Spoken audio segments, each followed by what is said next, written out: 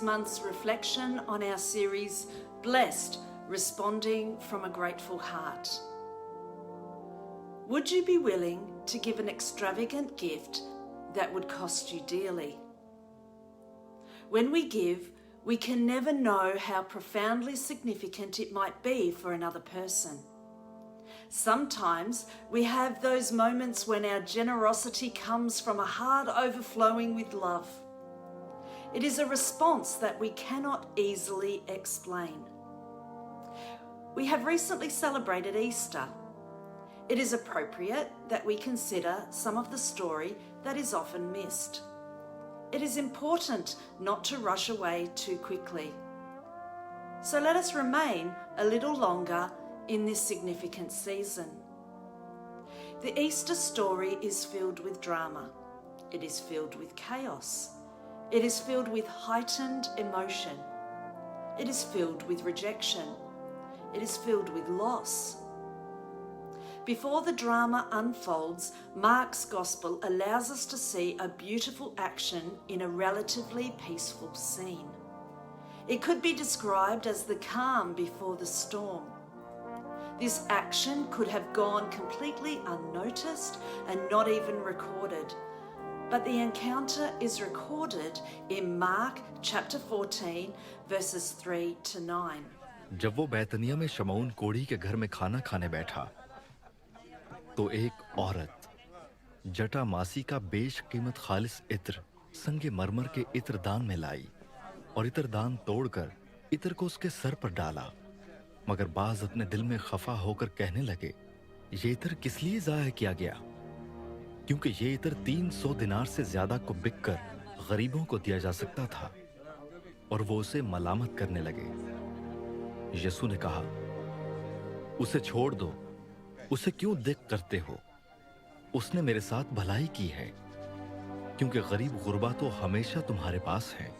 जब चाहो उनके साथ नेकी कर सकते हो, लेकिन मैं तुम्हारे पास हमेशा न रहूंगा। जो कुछ वो कर सकी उसने किया। उसने दफन के लिए मेरे बदन पर पहले ही से इत्र मला। मैं तुमसे सच कहता हूं कि तमाम दुनिया में जहां कहीं इंजील की मुनादी की जाएगी, ये भी जो इसने किया इसकी यादगारी में बयान किया जाएगा। It was an act done in comparative privacy among a small group of friends. It was a costly action. It was done as an outpouring of lavish love.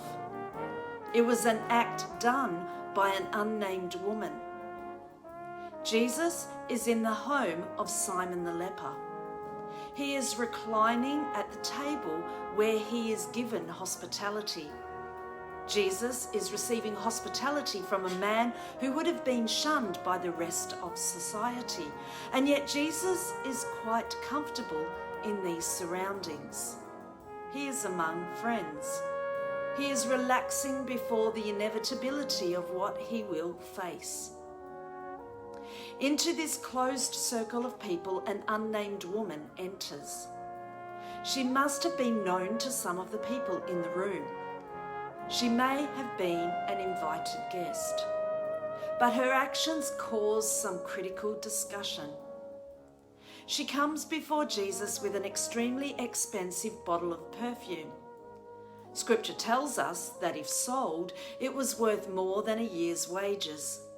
Her action of breaking the bottle and pouring the contents over Jesus' head is one of lavish love. This woman held something most expensive in her hands. This could have been used for many other things. It could have been used sparingly and lasted a long time. Yet she comes before Jesus, breaks the bottle and pours the entire contents over him. This act of lavishing love was costly for her, but she did it anyway. Who knows the reason behind her selfless act? But she runs the risk of ridicule because of her deep desire to do something extraordinary for Jesus. Not surprisingly, her action causes an outbreak of criticism. She could have used that expensive bottle of perfume for a more noble reason. They criticise her for wasting such an expensive item on one person. It could have been sold and the profit go to help the poor. In their opinion, it was wasteful and stupid. But Jesus rebukes their criticism and declares his coming death. He states that this unnamed woman has done a beautiful thing for him prior to his eventual burial. What she has done has anticipated what is coming. What she has done is worthy of her being remembered. This unnamed woman does not need their criticism but their respect for her extravagant generosity. This woman could have easily been named in the passage, although custom may have been the reason for it being withheld. But the unnamed woman could have been absolutely anybody. Anyone could have been the woman in this story. Anyone could have been the one to lavish such love on Jesus. Anyone could have been the one to give such a costly gift. The questions that her actions raises for us are, would you have done what the woman did? Would you have given such an extravagant and costly gift? Would you have been prepared to show your own lavish love for Jesus? This woman's actions challenge us to be lavish in our own response to Jesus. What we give in response to Jesus should not be our leftovers. What we give should express our love and generosity from a grateful heart. It is a gift that we should seek to give willingly and without restraint. Jesus gave out of his own costly sacrifice for us.